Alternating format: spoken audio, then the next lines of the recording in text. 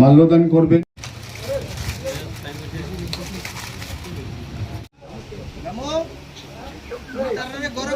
যে কারণে এত অবরোধ, এত সংকট সত্ত্বেও সারা পৃথিবীতে সবচেয়ে বেশি ডাক্তার এবং উৎকৃষ্ট ডাক্তার যারা তৈরি করেন তার মধ্যে অন্যতম কিউবা, এবং এই মুহূর্তেও প্রতি হাজার যে নাগরিকের মধ্যে কিউবার 9.7 জন ডাক্তার।